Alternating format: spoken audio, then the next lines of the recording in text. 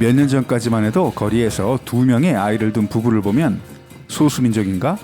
대만 홍콩 사람인가? 아니면 농촌에서 왔나? 벌금은 냈나? 이런 생각을 했었고, 자녀 3명을 둔 부부를 보면 우리 대한민국 사람, 일본인 이렇게 생각하는 게 중국에서는 당연했습니다. 그만큼 중국에서 3자녀를 키운다는 건 당시 법적으로도 불가능했고 웬만한 재료가 아니면 현실적으로도 어려운 일이었습니다.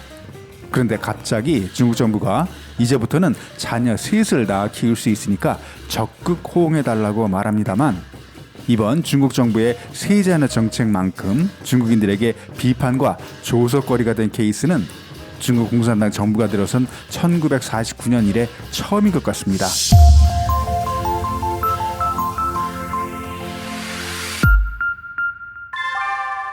영화 영웅 그리고 베이징 올림픽 개막 공연을 감독한 중국의 유명 영화 감독인 장혜모는 2013년 공경에 처하게 되는데, 한강우 한자녀 정책의 정면으로 반하는 자녀가 3명이나 있었기 때문이었는데요.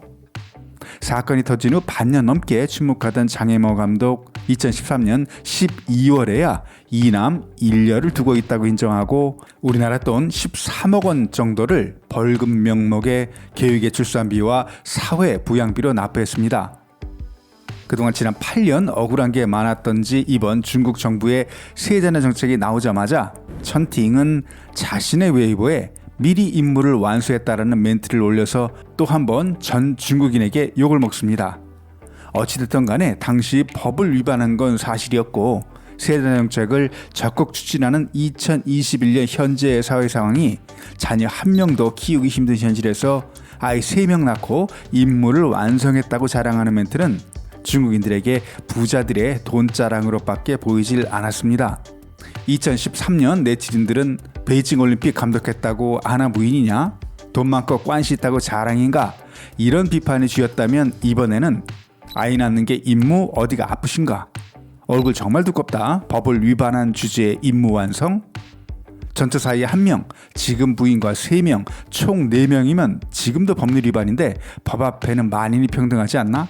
정책 바뀌었다고 함부로 나대지 마시고 아이들 호구 의혹이나 해명하라. 이렇게 그때나 지금이나 아이 3을 둔 장혜모 감독 부부는 중국 네티즌들의 비판을 받고 있습니다. 중국의 한자녀 정책은 사실 10년 전부터 풀렸습니다. 2011년에는 부부가 독자일 경우 아이 둘을 2명까지, 2013년에는 부부 중 1명이 독자일 경우 아이를 2명까지, 그리고 2015년 10월부터는 제한 없이 2명까지 낳을 수 있는 정책이 시행됐고, 5년이 지난 올해부터 3자녀 정책을 전면 시행합니다. 중국이 이렇게 서둘러 3자녀 정책을 시행하게 된 배경에는 인구 감소 문제가 생각보다 훨씬 심각하기 때문인데요. 지난번 영상에서도 말씀드렸지만 중국의 인구 감소는 국가 경쟁력 저하와 직결됩니다. 그동안 중국은 제조업을 기반으로 한 수출 주도 산업으로 급성장하면서 G2 위치에까지 올랐지만, 인건비 상승에 특히 미국 주도의 국제적인 제재가 본격화되면서 수출과 내수를 함께 발전시킨다는 쌍순환 정책으로 나가고 있는데, 내수의 기본이 되는 인구가 줄어든다면 미국을 넘어서 세계의 제1의 국가가 되려는 중국의 마스터 플랜은 달성하기 어렵게 됩니다. 이렇게 국가 경쟁력 차원에서 나온 3자녀 정책이지만 중국인들의 거부 반응은 예상 밖으로 심각합니다. 중국 관영 언론인 신화사가 실시한 3자녀 정책 관련 여론조사를 보면 3자녀 정책으로 국가 경쟁력을 유지하려는 중국 정부의 바람은 불가능해 보입니다.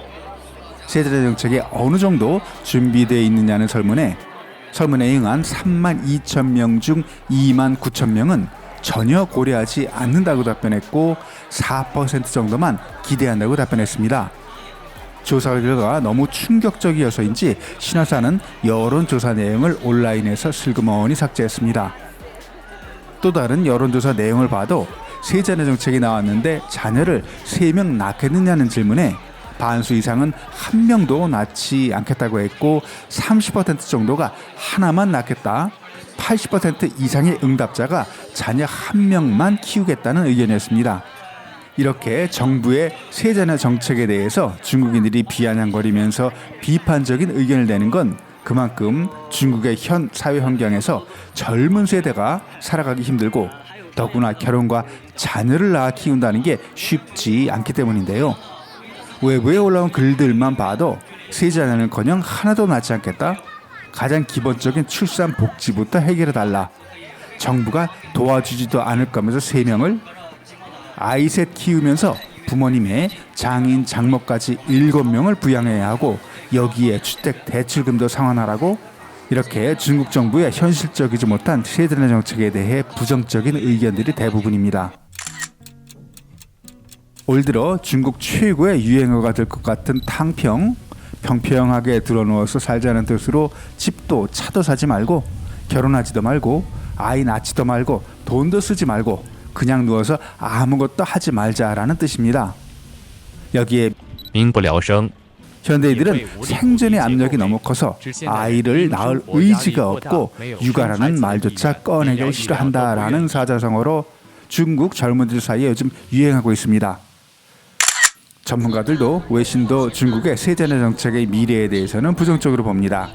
스탠다드 차타드 은행의 수석 이코노미스트인 딩수앙 연구부 팀장은 적어도 5년 전에 실시했어야 했는데 이미 늦었지만 그나마 시작해서 다행이라고 했습니다. 로이터 통신은 몇 명이 아니라 어떻게 키우느냐가 문제라면서 높은 집값과 사교육 비용, 여기에 노후 대책 등 중압감에 시달리는 중국 젊은이들에게 세대내 정책은 더 깊은 영혼의 고문이라고 말합니다. 출산 장려가 단순한 말이 아니라 육아, 교육, 노후, 주택, 소득 향상 등 다양한 분야를 아우르는 정책이 뒷받침돼야 효과를 볼 수 있다고 강조합니다.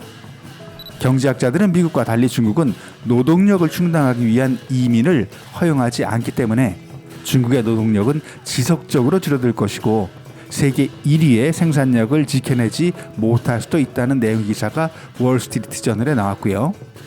뉴욕타임즈는 중국의 인구 문제는 장기 시한폭탄과 같다라는 헤드라인으로 가계소득이 선진국에 비해 적은 상황에서 중국은 부유해지기도 전에 고령화 사회에 진입했고 중국은 세계에서 가장 시급하고 심각하면서 독특한 인구 문제에 직면해 있다라는 베이징대 량젠장 교수의 인터뷰 기사를 올렸습니다.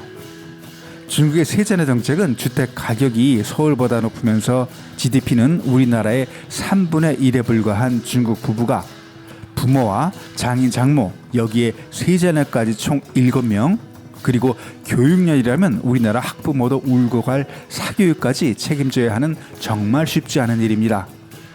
중국 공산당의 세자녀 정책에 이전과 다르게 중국인들이 이렇게 대놓고 비판과 조소를 보내는 현재 상황이 한편으로는 충분히 이해가 됩니다. 오늘 영상은 여기까지입니다. 여러분들의 좋은 의견 댓글로 부탁드립니다. 구독과 좋아요는 영상을 만들 때 큰 도움이 됩니다. 다음 영상에서 뵙겠습니다.